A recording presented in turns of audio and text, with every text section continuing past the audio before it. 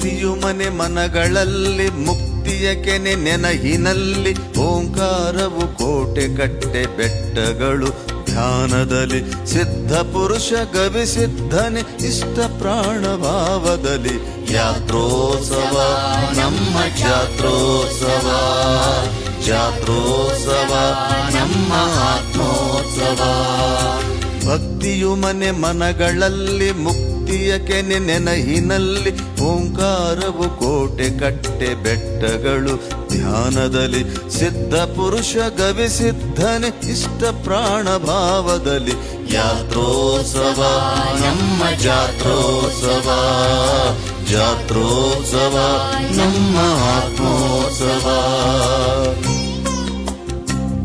ಅರಿವಿನ ಜಾತ್ರೆ, ಆನಂದದ ಯಾತ್ರೆ. ದಕ್ಷಿಣ ಭಾರತದ ಕುಂಭಮೇಳವೆಂದು ಪ್ರಸಿದ್ಧಿಯ